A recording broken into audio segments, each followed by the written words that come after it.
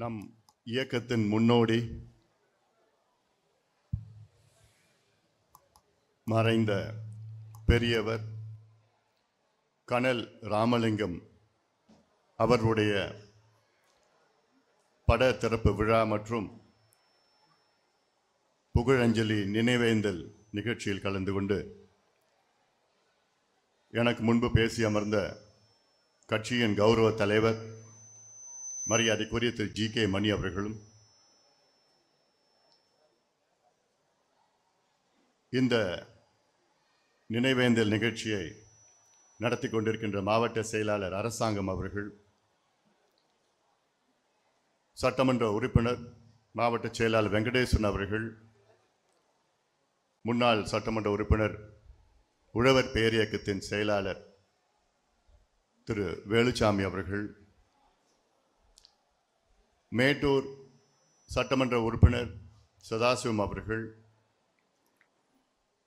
மற்றும் இந்த நினைவேந்தல் நிகழ்ச்சிக்கு பல மாவட்டங்களிலிருந்து வருகை தந்திருக்கின்ற முன்னாள் சட்டமன்ற உறுப்பினர்கள், வன்னிய சங்கத்தின் மாநில செயலாளர் மரியாதைக்குரிய திரு கார்த்திக் அவர்கள், முன்னாள் சட்டமன்ற உறுப்பினர் திரு இளவழகன் அவர்கள், முன்னாள் சட்டமன்ற உறுப்பினர் திரு டி.கே. ராசா அவர்கள், முன்னாள் சட்டமன்ற உறுப்பினர் திரு மேகநாதன் அவர்கள், இங்கே மேடையில் இருக்கின்ற மாவட்ட தலைவர் திரு அல்லிமுத்து அவர்கள், தம்பி செந்தில் அவர்கள் மற்றும் மேடையிலே எனக்கு முன்பு இங்கே மாநில துணைத் தலைவர் வன்னிய சங்கத்தின் செயலாளர் பாடி செல்வம் அவர்கள், சண்முகம் அவர்கள், சாந்தமூர்த்தி அவர்கள், முருகசாமி அவர்கள்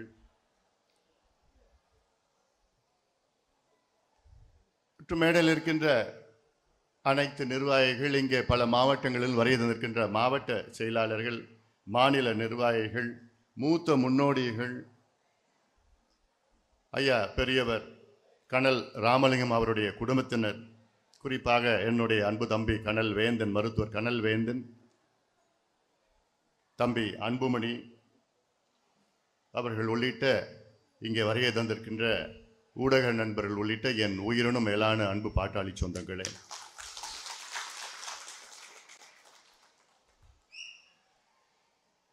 நம்முடைய மூத்த முன்னோடி கனல் ராமலிங்கம் அவர்களை பற்றி இங்கே எனக்கு முன்பு அத்துணை பேரும் மிக பெருமையாக பேசி அவருக்கு நாம் அஞ்சலி செலுத்திக் கொண்டு வருகின்றோம். ஒரு இயக்கத்தின் முன்னோடி என்று சொன்னால், ஒரு இயக்கத்திற்கு ஒரு அடித்தளம் என்று சொன்னால், அதில் ஒரு முக்கியமான ஒரு மூத்த முன்னோடி கனல் ராமலிங்கம் அவர்கள். அந்த காலத்தில் மருத்துவர் ஐயா அவர்கள் வன்னிய சங்கம் தொடங்கிய காலத்தில் திண்டிவனத்திலிருந்து பேருந்தில் கிளம்பி, அப்பொழுது பிரிக்கப்படாத மாவட்டம் இது, தருமபுரி கிருஷ்ணகிரி இணைந்த மாவட்டம், காவேரிப்பட்டினம் போச்சம்பள்ளி பகுதியில் தான் இறங்குவார். அங்கே இவர்களெல்லாம் ஐயாவை அங்கே சென்று சந்தித்து, பிறகு ஒவ்வொரு கிராமமாக சென்று, அந்த காலத்தில் ராந்தல் விளக்கில் ஐயா அவர்கள் வரப்பில் நடந்து ஊர் ஊராக தெருத்துருவாக சென்று, எல்லாம் என் பின்னால் வாருங்கள், உங்களுக்கு நான் படிப்பும் வேலையும் வாங்கி தருகின்றேன், இடஒதுக்கீடு பெற்று தருகின்றேன், உங்களுக்கு விடுதலை பெற்று தருகின்றேன் என்று ஐயா அவர்கள் சொன்ன வார்த்தை கேட்டுதான் மேடையில் உள்ள அத்துணை பேரும் ஐயா சொன்ன ஒரே வார்த்தை, என் பின்னால வாங்க, சமுதாயத்திற்கு நான் விடுதலை பெற்று தருகின்றேன் என்று. யாரும் இங்கே மேடையில் இருக்கிறவங்க யாரும் நான் எம்எல்ஏ ஆவேன், எம்பி ஆவேன், அமைச்சர் ஆவேன்னு யாரும் எதிர்பார்க்கல. ஐயா கூப்பிட்டாரு, எல்லாம் போனோம். நோக்கம் என்ன? இந்த சமுதாயம் முன்னேற வேண்டும் நோக்கம், ஒரே நோக்கம். 80களிலே வன்னியர் சங்கத்தை தொடங்கினார் ஐயா அவர்கள். அதுக்கு முன்பு வன்னியர் சங்கத்தை எத்தனையோ பேர் நடத்தினார்கள். வன்னியர் மகா சங்கம், காங்கிரஸ் கட்சி இந்தியாவிலே தொடங்குவதற்கு முன்பாக வன்னியர் மகா சங்கத்தை தொடங்கினார்கள். 1885 காங்கிரஸ் கட்சி 1887 தான் தொடங்கினாங்க. ஆனால் அதற்கு 2 ஆண்டுகளுக்கு முன்பு வன்னியர் மகா சங்கத்தை தொடங்கினார்கள் நம் முன்னோடிகள். இந்த மாநாட்டிலே நீங்கள் பார்த்திருப்பீர்கள், மிகப்பெரிய ஒரு மாநாடு, உலகம் போற்றுகின்ற ஒரு மாநாட்டை நாம் நடத்தினோம். உலகம் போற்றுகின்ற மாநாடு என்றால் உலகத்தில் அமெரிக்காவிலிருந்து ஐரோப்பிய ஆஸ்திரேலியா போன்ற நாடுகளிலிருந்து இன்றைய வரை அலைபேசி தொலைபேசி எல்லாம் வந்து கொண்டிருக்கிறது. இப்படி ஒரு மாநாடு யாரும் நடத்தியது கிடையாது என்று. இவ்வளோ பெரிய மாநாடு. அந்த மாநாட்டிலே உங்களுக்காக நீங்கள் தெரிந்து கொள்ள வேண்டும், நம்முடைய கனல் ராமலிங்கம் அவர்களை போன்றவர்கள் எந்த அளவுக்கு அந்த காலத்திலே உழைத்தார்கள் என்று, அவர்களுக்கு முன்னோடிகள் எந்த காலத்தில் எப்படி உழைத்தார்கள் என்று எனக்கு அது வருத்தம் இருக்கிறது. ஐயா கனல் ராமலிங்கம் அவர்கள் மொரப்பூர் தொகுதியிலே 96 போட்டியிட்டார். மிகப்பெரிய அளவிலே வாக்குகள் பெற்றார். அதில் வெற்றி பெற முடியவில்லை.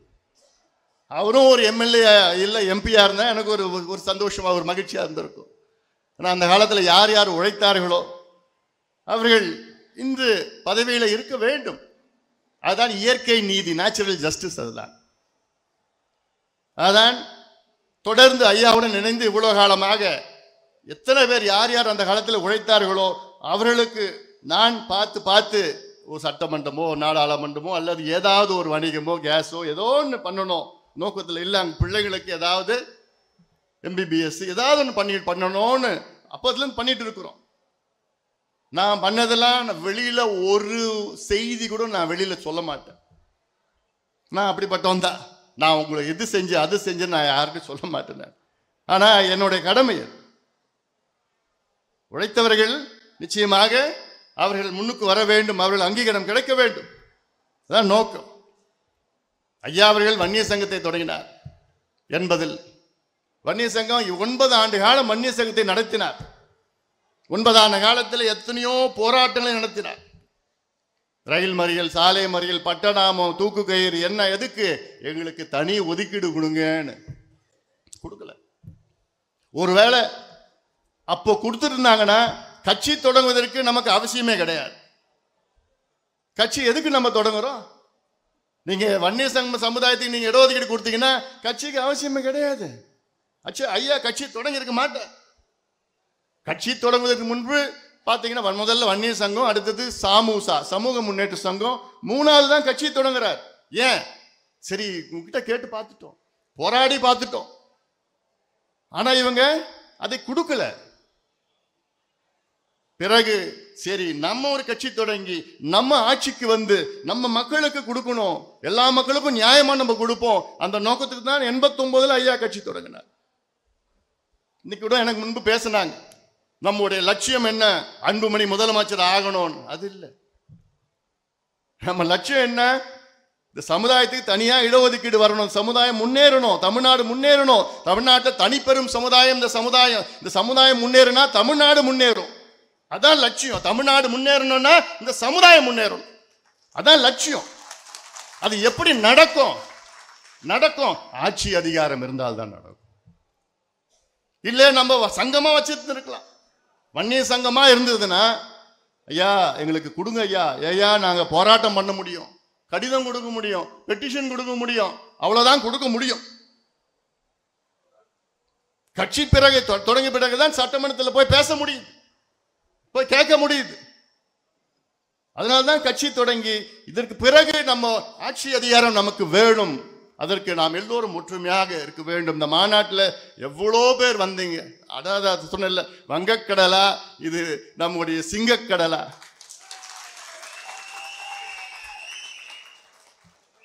இதுவரை தமிழ்நாட்டில் எந்த கட்சியோ எந்த இயக்கமோ இது போன்ற ஒரு மாநாட்டை நடத்தியது கிடையாது, இனியும் நடத்த முடியாது அவர்களால். எனக்கு அது ஒரு வருத்தம். என்னன்னா அதுல கிட்டத்தட்ட 40 விழுக்காடு நம் சொந்தங்கள் உள்ள வர முடியல. 30 கிலோமீட்டர்ல டிராபிக் ஜாம். பாவம், அதுவும் பெண்கள். ஐயா நாங்க 6 மணி நேரம் பஸ்ல உட்கார்ந்துட்டு இருந்தோம், எப்படியாவது வந்துடணும்னு. ஒவ்வொரு இடத்துலையும் போய் பார்க்குறப்ப எனக்குலாம் அப்படியே வலிக்குது. ஐயோ என்னடா இது, அவ்வளோ பேர் இன்னும் வந்தாங்கன்னா முடிஞ்சு போச்சு, அவ்வளோதான். இதை பார்த்து பொறாமையில் இருக்கிறாங்க. இந்த கூட்டத்தை பார்த்து, இந்த மாநாட்டை பார்த்து, என்னடா இவங்களை போய் இப்படி ஒரு மாநாடு நடத்தின, நவீனமான தொழில்நுட்பங்கள், ஏஐல ட்ரோன்ல இருந்து பாராசைசில் இது என்னென்னமோ பண்ணிட்டு இருக்காங்களேன்னு அவங்களால தாங்க முடியல. அதனால நம்ம பேரை எப்படியாவது கெடுக்கணும், பொறாமை வயிறுல எரிஞ்சிட்டு இருக்குது ஆளுங்கட்சிக்கு. அதனால்தான் யார் யாரையோ ஏவி விடுறாங்க, நம்மளை திட்ட வர்றான். சில பேருக்கு எலும்பு போடுறான், அந்த எலும்பு வாங்கி சில நான் குழைச்சிட்டு இருக்குங்க நம்மளை பார்த்து. வயிற்றுச்சல். ஆனா அவனுக்கு தெரியல, அவன் பிள்ளைக்கும் அவன் பேர பிள்ளைக்கும் நம்ம போராடிட்டு இருக்கோம் அவனுக்கு தெரியல, அந்த எலும்புக்கு தெரியல. அதை பத்தி கவலையே இல்லை. நம்ம நோக்கம் என்ன? சமூக நீதி. இந்த மாநாட்டை மிக வெற்றிகரமாக நடத்தியிருக்கின்றோம். ஆனா அதுல என்னன்னா, சின்னையா நடத்திட்டா. நான் எல்லாம் நடத்தல மாநாட்டை, நீங்க தான் நடத்துனீங்க. அந்த முழு கிரெடிட் உங்களுக்கு தான். அந்த கிரெடிட் நான் பேர் வேணா எடுத்துக்கிட்டேன், அவ்வளவுதான். நம்ம கட்சியினுடைய அத்துணை நிர்வாகிகளும், நம்ம சங்கத்தில் அத்துணை நிர்வாகிகளும், குறிப்பாக நம்முடைய மாவட்ட செயலாளர்கள், எத்தனையோ மீட்டிங், எத்தனையோ கூட்டம், நேரடியா ஜூம் மீட்டிங் எல்லாம் எப்படியாவது பண்ணிடுங்க, எப்படியாவது பண்ணி தட்டி கொடுத்துட்டு என் மானத்தை காப்பாத்துறா. நடத்துறது மட்டும் இல்ல, பணமும் நிதியும் கொடுத்தீங்க நடத்துவதற்கு. கூட்டத்தையும் கூட்டு வந்து எப்படி எவ்வளோ அமைதியா. இதான் ராணுவ கட்டுப்பாடு. வேற யாராலும் பண்ண முடியுமா? அது வேற எந்த கட்சியாவது பண்ண முடியுமா?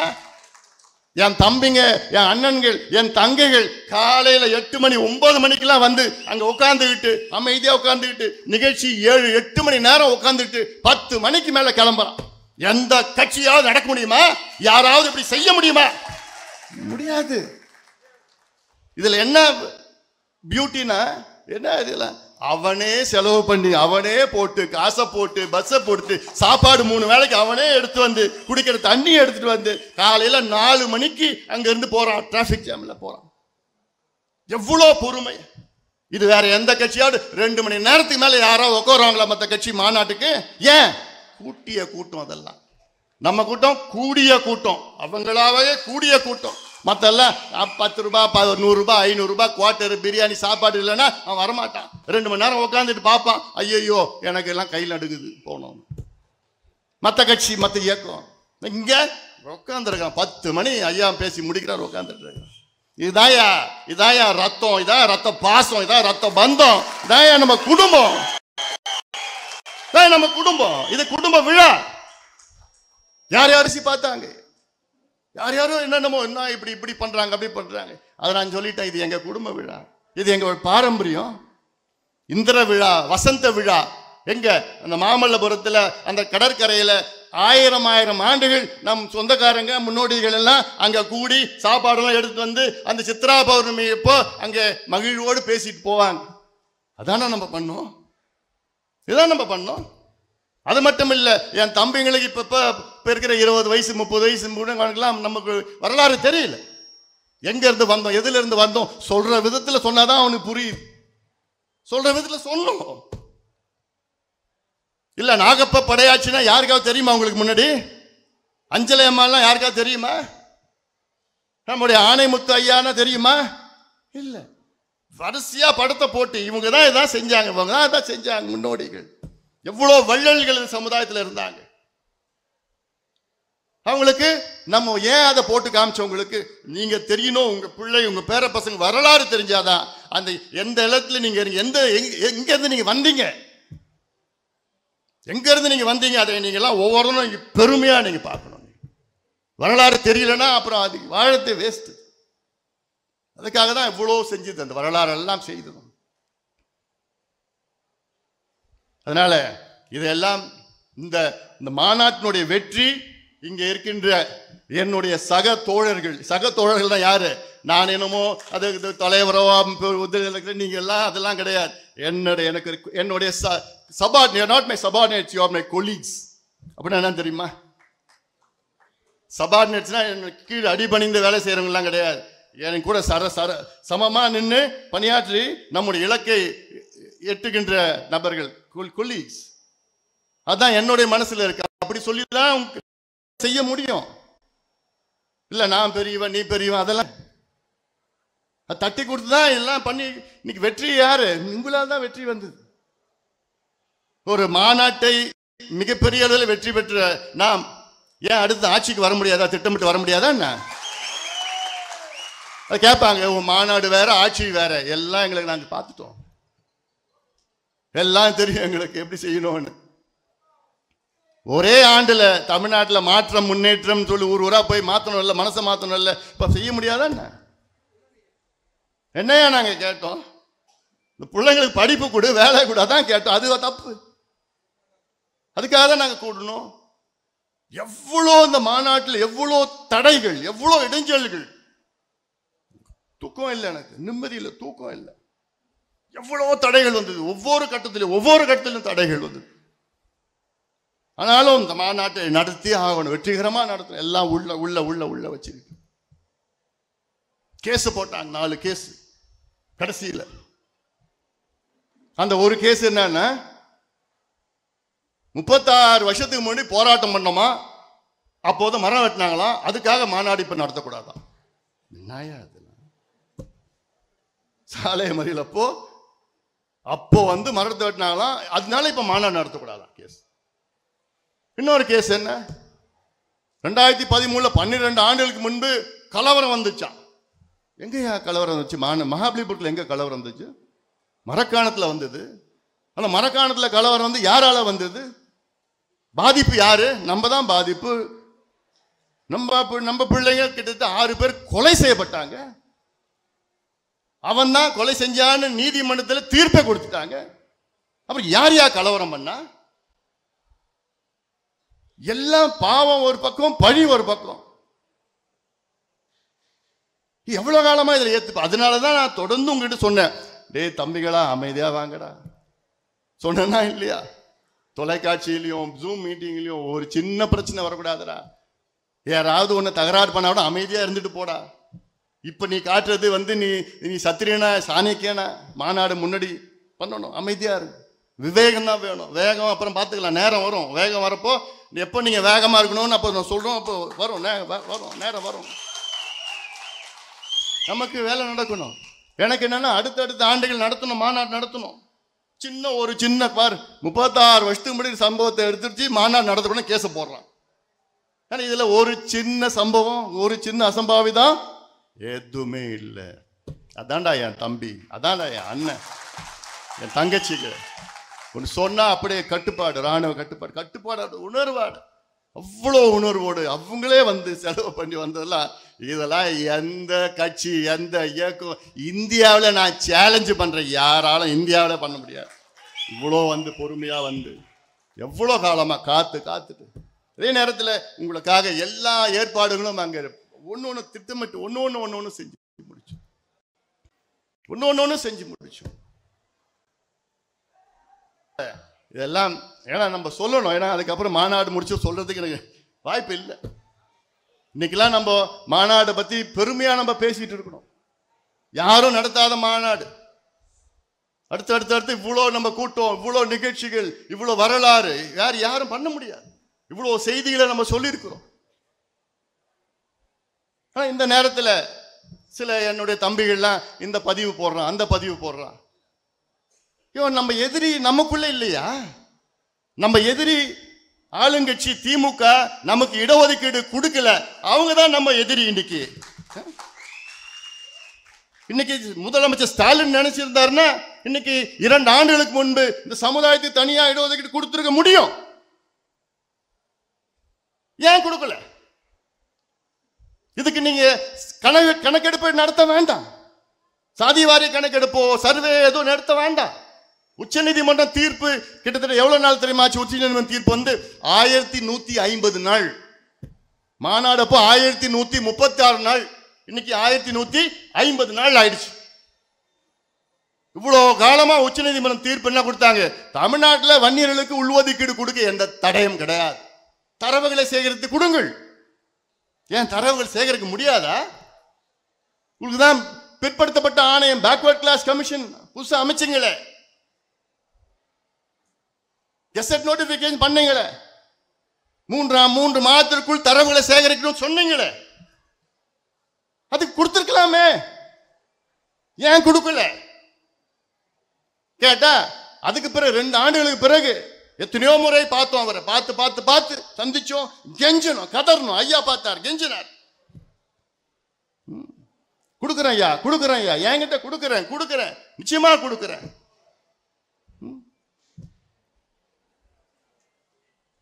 மனசு வேணும் இல்ல? ஏன் நாங்க என்னையா பாவம் பண்ணோம்? இந்த சமுதாயம் என்னையா பாவம் பண்ணிச்சு? சட்டம் இருக்கு, தீர்ப்பு இருக்கு, தரவுகள் இருக்கு, சட்டம் எல்லாமே இருக்கு, மனசு இல்லை உங்களுக்கு கொடுக்கறதுக்கு.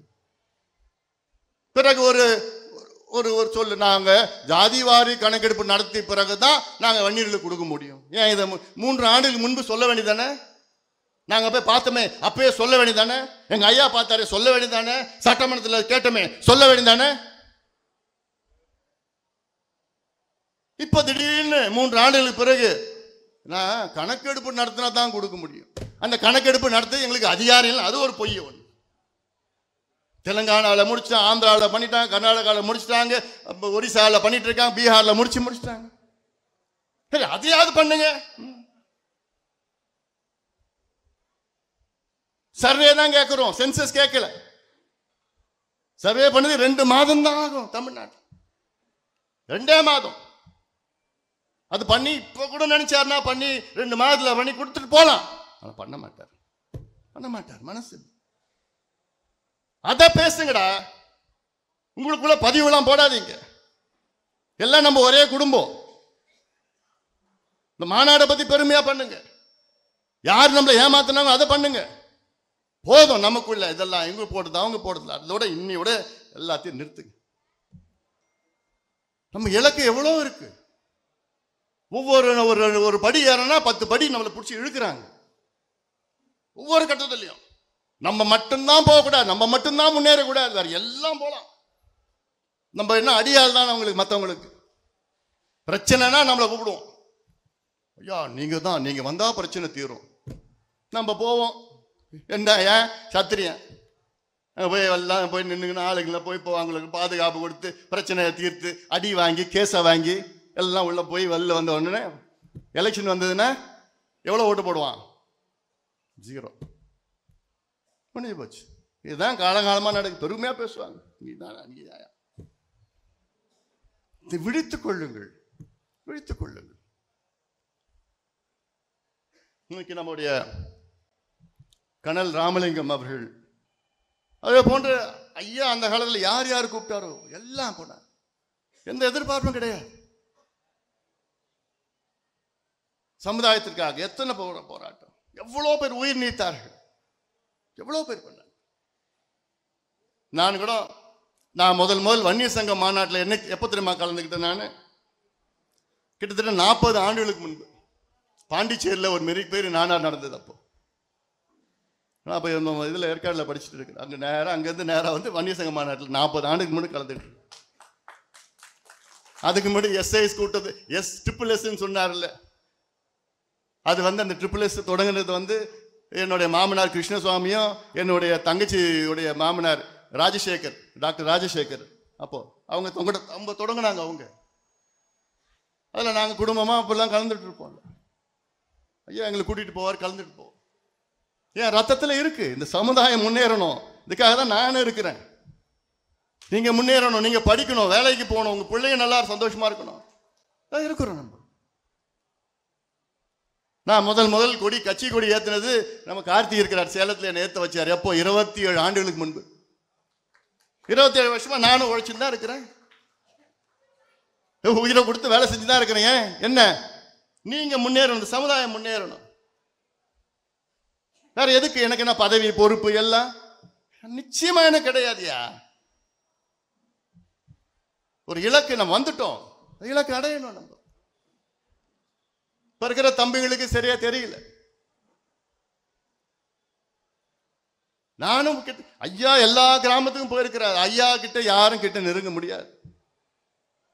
நான் இன்னைக்கு பார்த்தா 78 சட்டமன்ற தொகுதிகளில் நான் அத்தனை கிராமத்திலையும் நான் கொடியேற்றிருக்கிறேன். 78 சட்டமன்ற தொகுதியில் அனைத்து கிராமங்களையும் நான் கொடியேற்றிருக்கிறேன். 20 25 ஆண்டு 22 ஆண்டுகள். நான் வரப்போ வேலுச்சாமி இந்த மாவட்டத்தில் இல்ல கூட்டிட்டு போய் ஒவ்வொரு கிராமத்தில், இந்த தருமபுரி 5 தொகுதியிலையும் எங்க எல்லா கிராமத்திலையும் நான் கொடியேற்றின கல்வெட்டு இருக்கும். இங்க மட்டும் கிடையாது. TK ராசாக்கு ஒரு நாள் ஒரே நாள்ல 120 கோடி, அடுத்த நாள்ல 120 கோடி. ராசா ராத்திரி போனேன் பவானி தொகுதியில, ஞாபகம் இருக்கு. ராத்திரி விடிய காலில் 3 மணிக்கு போறேன். எப்போ விடிய காலில் 3 மணிக்கு போறேன் பவானி தொகுதியில். அப்படியே ஊரு 1000 1500 பேர் பெண்கள் ஆண்கள் படுத்துட்டு இருக்கேன். ஏன்னா காலையில இருந்து ஏத்திட்டு இருக்கிறேன். நான் நேரம் இல்லை, ஏத்திக்கிட்டே போறோம். 3 மணிக்கு போனா பட்டாசு வெடிச்சோன்னு அப்படியே ஊர் அப்படியே உட்காருது. அந்த மாதிரி நான் என் வாழ்க்கையில நான் பார்த்தது கிடையாது. உட்காந்து 3 மணிக்கு, இப்பெல்லாம் 10 மணிக்கெல்லாம் முடிச்சிடணும். நல்ல வேலை இல்ல, விடிய விட்டுட்டு இருப்பாங்க. அப்ப அதெல்லாம் கணக்கெல்லாம் கிடையாது. எல்லாம் போய் உட்காந்து பண்ணிட்டு ஏத்திட்டே இருந்தோம். இவ்வளோ பண்ணிட்டு ஏன் ஐயா சொன்னாரு, நம்ம செஞ்சோம்.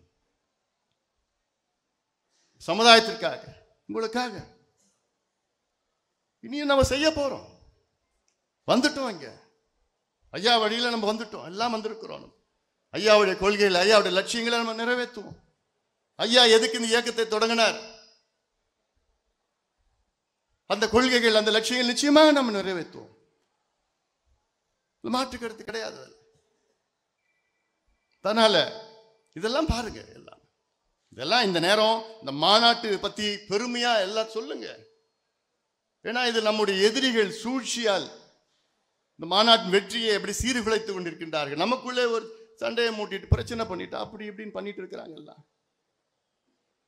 இதெல்லாம் நீங்கள் சிந்திக்க வேண்டும். சிந்தியுங்கள்.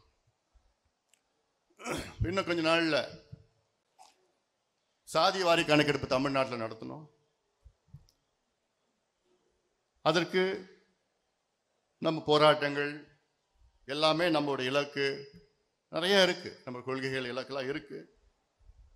அதில் என்னென்னு நம்ம சொல்லுவோம், உங்ககிட்ட சொல்ல போறோம்.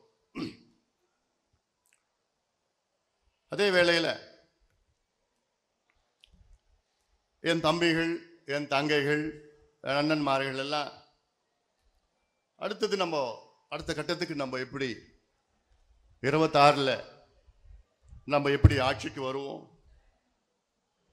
நம்ம கூட்டணி எப்படி ஆட்சிக்கு வரும், இதையெல்லாம் நாம் சிந்தித்து நாம் செயல்படணும்.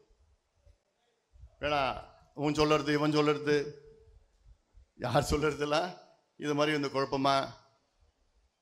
குழப்பங்கள் எல்லாம் அதில் நீங்க குழம்பாதீங்க.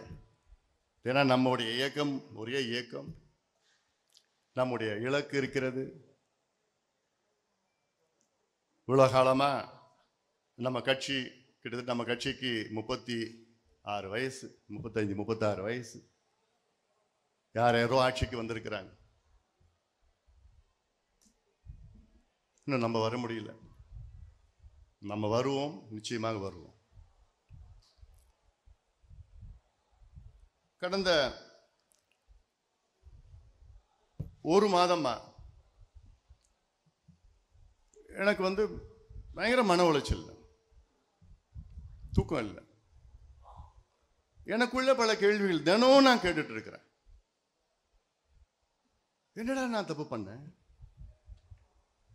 என்ன நான் தப்பு பண்ணேன்? தூங்குறதுக்கு முன்னாடி இதுதான் எனக்கு மனசுல படும். தூங்கி எழுந்த உடனே எனக்கு ஒரு கேள்வி, என்ன நான் தப்பு பண்ணேன்? ஏன் நான் மாற்றப்பட்டேன்? எனக்கு தெரியல என்ன நான் தப்பு பண்ண. எனக்கு தெரியல. ஒரு மாசமா ரொம்ப மன உளைச்சல் நான் இருக்கிறேன். என்னுடைய நோக்கம், என்னுடைய லட்சியம், என்னுடைய கனவு எல்லாமே ஐயாவுடைய கனவு, ஐயாவுடைய லட்சியத்தை நிறைவேற்றுவதுதான் என்னுடைய கனவு. வேற என்ன இருக்க போகுது? இவ்வளவு காலமா ஐயா என்னென்ன சொன்னாரோ அதை செய்து முடித்தவன். இனியும் ஐயா என்ன சொல்கிறாரோ அதை நிச்சயமாக ஒரு மகனாக, கட்சியின் தலைவராக நிச்சயமாக அதை செய்து முடிப்பேன். நான் தனிப்பெரும் சமுதாயம், கேரளாவில் ஈழவர் சமுதாயம் இருக்கின்றார்கள். அவர்கள் தனிப்பெரும் சமுதாயம். அவர்களுக்கு அங்கே 14 விழுக்காடு இடஒதுக்கீடு. தமிழ்நாட்டில் வன்னியர்கள் தனிப்பெரும் சமுதாயம். எதுவும் கிடைக்கல. நேற்று கூட ஒருத்தர் வந்தார், எனக்கு பத்திரிக்கை வச்சுட்டு போனார். திமுகவில் ஒரு முக்கியமான நபர், அவர் மகனுக்கு கல்யாணம். அவர் சொன்னார் என்கிட்ட, ஏன் நீங்க சொல்ற வரைக்கும் மாநாட்டில் நாங்கள் எல்லாம் பார்த்தோம், நீங்க சொல்ற வரைக்கும் எனக்கு புரியல. இவ்வளோ பின்தங்கி இருக்குது அந்த சமுதாயம். நீங்க எவ்வளோ உதாரணங்கள் சொன்னீங்க. காவல்துறையில் இன்னைக்கு 109 பேர் உயர் அதிகாரிகள் இருக்கிறாங்க. டிஜிபி, ஏடிஜிபி, டிஐஜி, ஐஜி 109 பேர் இருக்கிறாங்க. அதில் எத்தனை வன்னியர்கள்லாம் ஒருத்தர் தான். அப்ப என்ன அர்த்தம்? எம்பிசி வந்து 36 ஆண்டுகள் ஆகிறது. 36 ஆண்டுகள்ல ஒரே ஒரு வன்னியர் தான் உயர்ந்த காவல்துறை அதிகாரியா வந்திருக்கிறார். இதுதான் சமூக நீதியா? ஆனா அரசு என்ன சொல்லுது? வன்னியர்கள் 10%, 12%, 13% வந்துட்டாங்க பொய் தகவல் சொல்லிட்டு இருக்கு. இது ஒண்ணு போதும். அன்னைக்கு 36 ஆண்டுகளுக்கு முன்பு நீங்க 10% வன்னியர்கள் நீங்க கொடுத்திருந்தீங்கன்னா, 20% எம்பிசில 10% வன்னியர்கள் கிடைச்சிருந்ததுன்னா, இந்நேரம் குறைஞ்சது ஒரு 10 பேர் போலீஸ் உயர் அதிகாரியா வந்திருப்பாங்க. டிஜிபி, டிஐஜி, ஐஜி, ஏடிஜிபி வந்திருப்பாங்க. ஒருத்தர் தான் வந்திருக்கிறார். என்ன அர்த்தம்? நமக்கு 1% தான் கிடைக்குது இடஒதுக்கீட்டுல, 20%ல. இதுக்கு தான் உயிர் நீத்தாங்களா? இதுக்கு தான் தியாகம் செஞ்சாங்களா? நத்தமேட்டில் தியாகம் செஞ்சாரு மயில்சாமி, இதுக்கு தான் செஞ்சாரா? சுப்பிரமணி செஞ்சாரு, சுப்பிரமணி இதுக்கு தான் செஞ்சாரா? தியாகம் செஞ்சாரா? இல்ல 21 தியாகிகள் அன்னைக்கு முதல் நாள் அந்த ஒரு வாரத்தில் 27 தியாகிகள் உயிர் நீத்தாங்க. அன்னைக்கு அந்த ஒரு வாரம் சாலை மறியல் மட்டுமல்ல, இது வரைக்கும் நூற்றுக்கணக்கானவர்கள் இந்த இயக்கத்திற்காக, கட்சிக்காக. நான் கேட்கறது என்ன? எங்களுக்கு நியாயம் வேண்டும், எங்களுக்கு நீதி வேண்டும், சமூக நீதி வேண்டும், எங்கள் உரிமைகள் வேண்டும். இன்னும் நாங்க சும்மா இன்னும் கை கட்டின அடிமைகளா அங்க இருக்க மாட்டோம். நாங்க சும்மா உங்ககிட்ட, ஐயா இந்த சமுதாயத்துக்கு கொஞ்சம் பண்ணுங்க, இந்த சமுதாயத்துக்கு கொஞ்சம் இடஒதுக்கீடு, கொஞ்சம் மனசு பண்ணுங்க, கொஞ்சம் மனசு வையுங்க. ஐயா பார்த்தார், கெஞ்சினார். யாரு? எம்ஜிஆர் கெஞ்சினார். பிசி அலெக்சாண்டர், ஜானகி அம்மா, பிசி அலெக்சாண்டர், கலைஞரை கெஞ்சினார், ஜெயலலிதா அம்மையாரை கெஞ்சினார், எடப்பாடி பழனிசாமி, இப்போ முதலமைச்சர் ஸ்டாலின் அவர்கள். அதனால தான் நான் சொல்றேன், இனி வரும் காலம் நம் காலம். நம்ம எல்லாம் ஒற்றுமையா இருங்க. நமக்குள்ள எந்த இது வேண்டாம், எல்லாம் வாங்க, ஒற்றுமையா இருக்கணும், ஒற்றுமையா அணுகணும். அதனால இதை நாம் எல்லோரும் உணர்ந்து, வரும் காலம் நாம் எல்லாம் ஒற்றுமையாக சேர்ந்து நாம் அணுகுவோம், வெற்றி பெறுவோம். சொல்லுத போது அது முதல் வெற்றி என்னன்னா 2026 நம்ம வெற்றி பெறுவோம். முதல் வெற்றி அது. ஏன்னா நம்ம ஆட்சி அதிகாரம் இருந்தால்தான் நமக்கு இடஒதுக்கீடு கிடைக்கும். இல்லைன்னா அவங்க கிட்ட கேட்கணும், இவங்க கிட்ட கேட்கணும், எல்லாத்தையும் கேட்டுட்டு தான் இருப்போம். இன்னும் அதுக்கு என்னென்ன செய்யணும்னு தெரியும், இந்த வியூகங்கள்லாம் தெரியும், யுக்திகள்லாம் தெரியும். அதெல்லாம் என்னென்ன செய்யணுமோ செய்வோம். அதனால இந்த செய்தியுடன் இன்னைக்கு நம்முடைய கனல் ராமலிங்கம் அவருடைய ஆன்மா சாந்தி அடைய வேண்டும். அவருடைய குடும்பத்தினருக்கும், நண்பர்களுக்கும், உறவினர்களுக்கும், மூத்த முன்னோடிகளுக்கும் ஐயா சார்பிலும், பாட்டாளி மக்கள் கட்சி சார்பிலும், வன்னியர் சங்கம் சார்பிலும் உங்களுக்கு எங்களுடைய ஆழ்ந்த இரங்கலை நாங்கள் தெரிவிக்கின்றோம். பெரியவர் அன்னார் கனல் ராமலிங்கம் அவருடைய கனவு நினைவாக்க வேண்டும். அவருடைய கனவு என்ன? இந்த சமுதாயம் முன்னேற வேண்டும். அதை நாம் எல்லோரும் ஒன்றாக இணைந்து அவர் கனவை நாம் நினைவாக்குவோம் என்று சபதம் ஏற்று நாம் ஒவ்வொருவரும் சபதம் ஏற்போம் என்ற நேரத்திலே சொல்லிக்கொண்டு அமர்கின்றேன். நன்றி.